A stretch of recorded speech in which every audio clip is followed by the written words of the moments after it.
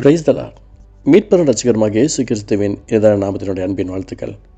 எல்லாரும் எப்படி இருக்கிறீங்க? சங்கீதம் 91 சங்கீதம் 14வது வசனம். அவன் என்னிடத்தில் வாஞ்சியாக இருக்கிறபடியினால் அவனை விடுவிப்பேன். என் நாமத்தை அவன் அறிந்திருக்கிறபடியினால் அவனை உயர்ந்த அடைக்கலத்தில் வைப்பேன். அல்லேலூயா. அவன் என்னிடத்தில் வாஞ்சியாக இருக்கிறபடியினால் அவனை விடுவிப்பேன். நாம் எந்த அளவுக்கு ஆண்டோடைய அன்பு மேலே ஒரு பாசம் நேசம் இருக்கிறதோ அந்த அளவுக்கு நமக்கு ஒரு விடுதலை உண்டு. வேதத்தில் நம்ம மானை குறித்து பார்க்கும்போது, மானானது நீருடைய வாஞ்சித்து கதறது போல என் ஆத்துமா தேவனே உண்மையில் தாகமாக இருக்கிறது, வாஞ்சிக்கிறது. நமக்குள்ள அப்படியாப்பட்ட ஒரு எண்ணங்கள் நாம் தான் ஊற்றணும். அவரை நேசிக்கிற அளவு எந்த அளவுக்கு நமக்குள்ளே இருக்கிறதோ அந்த அளவுக்கு நம்முடைய விடுதலையும் இருக்கிறது. சில நேரத்தில் கர்த்தர் நமக்கு விடுதலை கொடுப்பார், சில நேரத்தில் அதை அனுமதிப்பார். சில சோர்வுகளை, சில பலன்களை அனுமதிப்பார். அவனின் இடத்தில் வாஞ்சியாக இருக்கிறபடியினால் அவனை விடுவிப்பேன் என்று கர்த்தர் ஏன் சொல்லணும்? நாம் அவரை எந்த அளவுக்கு நேசிக்கிறோம்? நேசிங்க, அதிகமாக ஆண்டவரை நேசிங்க. ஆமாம், பக்தன் இப்படியாக பாட்டு பாருங்க. இன்னும் அன்பு, இன்னும் வல்லமை, இன்னும் நீரே என் வாழ்வில். நம்ம அவருடைய அன்பில் நிலைஞ்சிருக்கணும், அவருடைய பாசத்தில் நிறைஞ்சிருக்கணும். அதான் சொல்கிறாரு, விடுதலை உண்டு.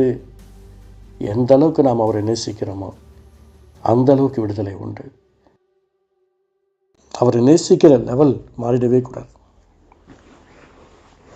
அவர் எந்த அளவுக்கு நாம் நேசிக்கிறோமோ அந்த அளவுக்கு ஆண்டோடைய அன்பான பாசம் நமக்குள்ளே இருக்கணும்.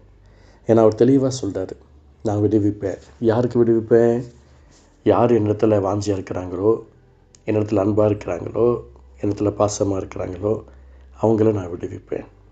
அதனால தான் இன்றைய தினத்தில் அவங்க எல்லாருக்கும் நான் சொல்கிறேன், இயேசுவோடைய அன்பு எந்த அளவுக்கு உங்களுக்குள்ளே இருக்கிறதோ அந்த அளவுக்கு விடுதலையும் உங்களுக்கு உண்டு. அது யாராலும் மாற்ற முடியாது. இயேசுவோடைய பாசம் உங்களுக்கு இருக்குது, எனக்கு இருக்குது, நம்ம எல்லோருக்கும் இருக்குது. ஆனால் ஏசப்பாவை நம்ம நேசிக்கிற விதம் எப்படி இருக்குன்னா அதில் தான் குளறுபடி இருக்குது. நம்ம எல்லாரும் ஏசப்பாவையும் நேசிக்கிறோம், ஏசப்பா மேலேயும் அன்பாக இருக்கிறோம். ஆனால் அவர் விரும்பத்தக்கதாய் அன்பான லெவலில் நம்ம கிடையாது. நம்முடைய லெவலில் நமக்கு பிடித்த மாதிரி வாழ்ந்துக்கிட்டு இருக்கிறோம். எனக்கு பெரிய மனவர்களே, அவர் சொல்கிறார் பாருங்க, அவள் இல்லை அவன் என்னிடத்தில் வாஞ்சியாக இருக்கிறபடியினால் அவனை விடுவிப்பேன். ஆண்டவர் சொல்கிறாரு, நீங்கள் யாருக்காக ஜெபிக்கிறீங்களோ அவங்க கடன்கள் மாறும், கர்த்தரை விடுவிப்பார். யாருடைய பலவீனத்துக்காக நீங்கள் ஜெபிக்கிறீங்களோ அவங்க பலவீனங்கள் மாறும், கர்த்தர் அவங்கள விடுவிப்பார். ஏன்? இயேசுவோடைய அன்பு மட்டும்தான் மெய்யான அன்பை நீங்கள் அவங்களுக்கு சொல்லிக் கொடுக்கணும். நீங்கள் அவருக்கு சொல்லிக் கொடுக்கும்போது ஆட்டோமேட்டிக்காக இயேசுவோடைய பாசத்தை அவங்க ருசி பார்க்கும்போது அதுதான் ஆன்டிபயோட்டிக் டேப்லெட்டு, அதுதான் ஒரு பெரிய மெடிசன். அந்த இயேசுவோடைய அன்பை ருசி பார்க்கணும். ஏன்னா பக்தன் இப்படியாக சொல்கிறாரு, என் மருந்து இயேசு தான், இயேசு தான், இயேசு தான், என் மருந்து இயேசு தான், என் மருந்து இயேசு தான், இயேசு தான், இயேசு தான், என் மருந்து இயேசு தான்.